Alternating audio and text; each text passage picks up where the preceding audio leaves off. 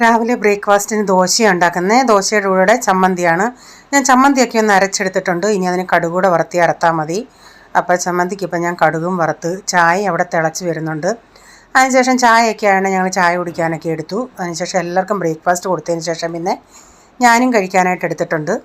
പിന്നെ കൊച്ചിന് ടിഫിന് കൊണ്ടുപോകാനായിട്ട് അവൻ ഈ പന്നിയാരം പോലെ ഈ ബാക്കി വന്ന മാവിൻ്റെ അകത്ത് ഇച്ചിരി സവാളയും ക്യാരറ്റും അരിഞ്ഞ് ചേർത്തിട്ട് അത് ഇതിൻ്റെ അകത്ത് മിക്സ് ചെയ്തിട്ട് ഇങ്ങനെ ഉണ്ണിയപ്പച്ചട്ടിയിൽ ഇങ്ങനെ ഒഴിച്ചതിന് ശേഷം സൈഡിലൊക്കെ ഇച്ചിരി ഓയിലോ നെയ്യോ ഇങ്ങനെ ബ്രഷും കൊണ്ട് ഇങ്ങനെ ഒഴിച്ചു കൊടുക്കും. എന്നിട്ട് ഒരു സൈഡ് അടച്ച് വെച്ച് വേവിക്കണം. ഒരു സൈഡ് വേവുന്നുണ്ട് പിന്നെ തിരിച്ചിട്ടിട്ട് മറ്റേ സൈഡോടെ വേവിച്ച് ഇങ്ങെടുക്കാം.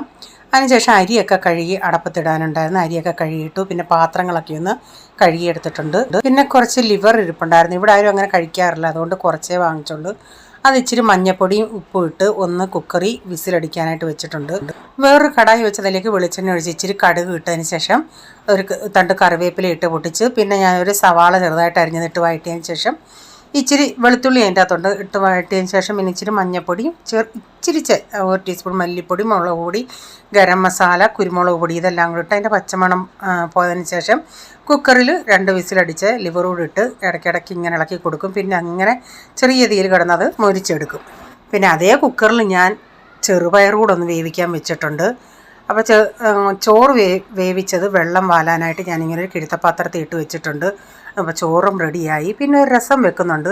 അപ്പോൾ ഞാനിതിലേക്ക് ടൊമാറ്റോ എടുത്തിട്ടുണ്ട്. ആ ടൊമാറ്റോയുടെ തൊലിക്ക് ഭയങ്കര കട്ടിയാണ്. അപ്പോൾ അത് വഴട്ടാനായിട്ട് സമയം കുറേ എടുക്കും. അതുകൊണ്ട് ഞാൻ എന്തോ ഇതെന്നോ ഈ പാത്രത്തിൽ ഇട്ടിട്ട് ഇടിക്കല്ലും കൊണ്ട് ആ ടൊമാറ്റോ എല്ലാം ഒന്ന് നന്നായിട്ട് ഇടിച്ച് ചതച്ചെടുത്തിട്ടുണ്ട്. എന്നിട്ട് കൈ കൊണ്ട് നന്നായി ഒന്ന് ഞെവിടിയെടുത്ത് അപ്പോഴത്തേക്ക് ഞാനിവിടെ പുളിവെള്ളത്തിൻ്റെ അകത്ത് കുരുമുളക് പൊടിയും ഉപ്പും എല്ലാം കൂടി ഇട്ട് അതൊന്ന് തിളപ്പിക്കാനായിട്ട് വെച്ചിട്ടുണ്ട്. ഇച്ചിരി മഞ്ഞൾപ്പൊടി ഇട്ടിട്ട് അപ്പോഴത്തേക്കൊരു പയറൊക്കെ വെന്തായിരുന്നു. ചീനച്ചട്ടി വെച്ച് വെളിച്ചെണ്ണ ഒഴിച്ച് ഇച്ചിരി ജീരകവും കടുകും ഇട്ട് കറിവേപ്പിലയിട്ട് വെളുത്തുള്ളി ചതച്ചതും ചേർത്ത് സവാളയും വഴറ്റി ഇച്ചിരി തേങ്ങയും മഞ്ഞൾപ്പൊടിയും മുളക് പൊടി ഇട്ടിട്ട് പയറുകൂടി ഇട്ട് കൊടുത്തിട്ടുണ്ട്. സ്വല്പം വെള്ളത്തോടു കൂടി ചേർത്തേക്കുന്നത് ഇച്ചിരി കൂടെ വേവാനുണ്ട്. ഇനി അത് നന്നായി മിക്സ് ചെയ്ത് ചെറിയ തീയിൽ അവിടെ കിടന്ന് വേവട്ടെ. ഉപ്പും ചേർത്തിട്ടുണ്ട്.